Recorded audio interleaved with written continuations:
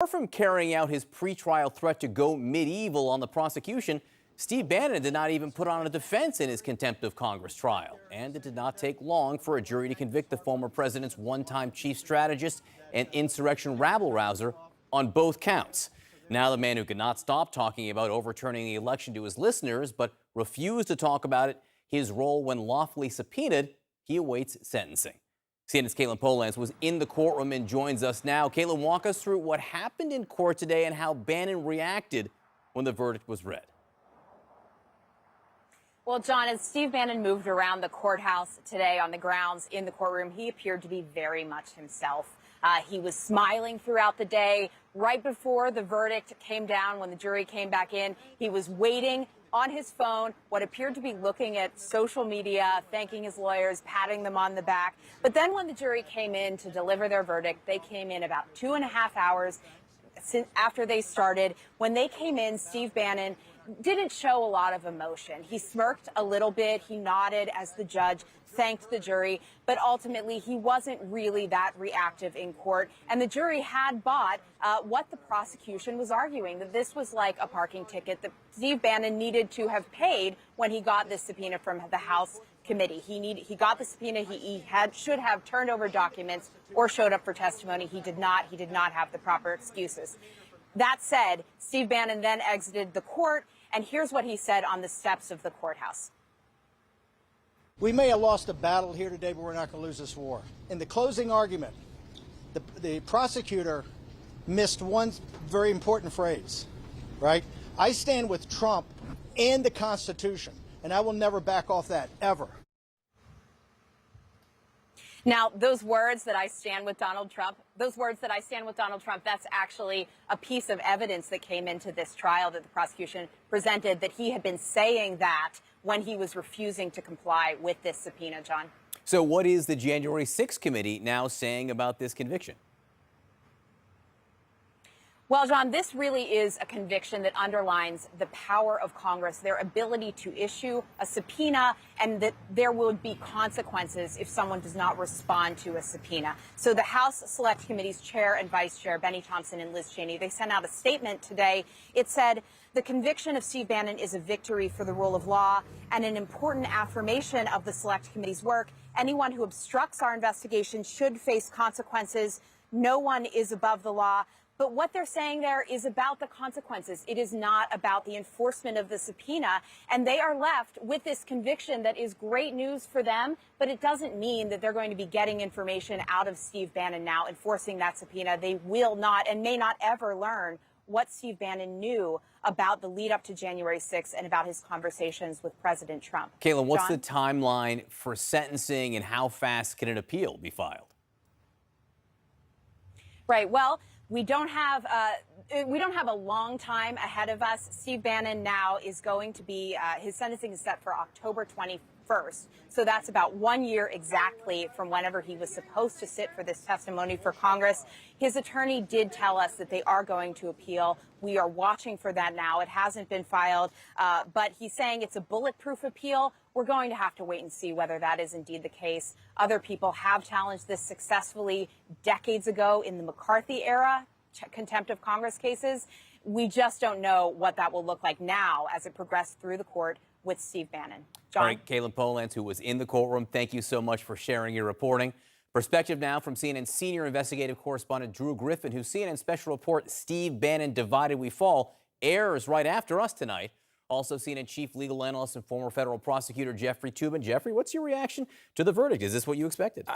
Berman, this was not a cliffhanger. I mean, there's a reason why the government put on its case with just 2 witnesses and in about half a day. There was no issue here. I mean, he got a subpoena for testimony and documents. He didn't take the 5th. He didn't negotiate. He just didn't show up. And he got convicted. And it's actually a very important case, because if somehow Bannon had won, people would have been free to just ignore congressional subpoenas And this is a vindication, I think the committee was right, of the rule of law. Yeah, this matters for congressional committees now and going forward, both Democratic-led and Republican-led, Absolutely. potentially. You couldn't have a system where people can just blow off subpoenas. So, Drew, you reported on Bannon extensively for your CNN special report. Well, what do you make of Bannon's comments outside of court today and the fact that he was smirking as the guilty verdicts were read? Well, I think two things were very telling. One, he stands for Trump and the Constitution, which after the January 6th hearing of last night, we know are somewhat mutually exclusive. The other thing I said that he said was pertinent was he may have lost this battle, but not the war. And I think when people are celebrating this conviction, you have to keep in mind Bannon is in this for the long game. He was in it before Trump. He will be in it after Trump. And I imagine he will use this conviction to make himself a martyr among his followers, to raise funds among his followers, and continue that long game, which is to battle the current progressive movement by injecting a kind of cancerous poison within the United States and trying to rot out this country from the inside out. So I do believe Bannon thinks he is in a war. I do believe this conviction was important for the January 6th committee and for the rule of law. But again, I say don't celebrate too loudly because Bannon is in this for a very long viewpoint. You know, Jeffrey, Caitlin, and Drew just referring to this right now, a victory for the January 6th committee. How much of a victory is it if they don't get Bannon in front of them, which they won't necessarily do? They won't. I mean, it's a victory in terms of the principle. In terms of evidence gathering, it's not really a victory because Bannon is going to continue to defy the committee. He has now paid a price for it, but it's quite clear he's not going to testify. And I think this just underlines how difficult the committee's job has been because he's not the only one who has defied the committee. And look how many months it took just to get to this state. I mean, at least 9 months to get a conviction for a committee that is running out of time. As I say, the principle is important, but they're not going to get any evidence out of it. So, you know, Drew, how do you think all this will be viewed within the Trump orbit? Because Steve Bannon, he didn't testify. He stood outside the courthouse each day listing his political grievances. But it's a far cry from going medieval, which he said he would do. Right, or be able to get up on a witness stand and spew his wrath, or to even just stand outside the courtroom and try to defend Trump or put his arm around Trump. Two things I didn't see. I didn't see Bannon fighting back, vehemently on the street. I didn't see any of Trump or Trump's people coming to his aid either. So it was very telling to me the distance that still remains, at least publicly, between these two entities, Trump World and Steve Bannon, even though we do believe that there is some sort of level of communication or wink and nod communication should Trump run again. I'm sure Bannon will be behind it, but it is telling to me that there is public distance between Trump and Bannon at this point. And Jeffrey, what about the claim of a bulletproof appeal from Bannon's counsel, who's basing that on the idea that Bannon was doing this or defied the subpoena on advice of counsel, and that wasn't allowed to be submitted? Is that something that can be appealed? No, I don't think so. I think that it's just more bluster, more performance art from Bannon that has no legal basis. He was well advised by counsel, and counsel can't tell you to break the law.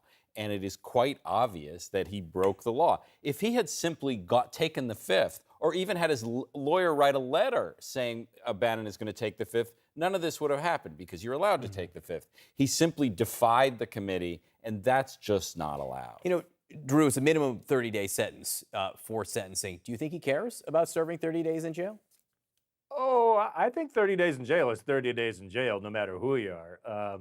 So I do think he cares about that. I think he'll, kick and scream his way trying to stay out of that. But yeah, I mean, 30 days in the slammer, I mean, you can ask Jeffrey, is 30 days in the slammer? No one wants to go. And 30 days is the minimum. I mean, it Right. could be up to 2 years. I don't think it's going to be 2 years, but, people don't like to go to prison. No. Actually, it would likely to be jail for a sentence this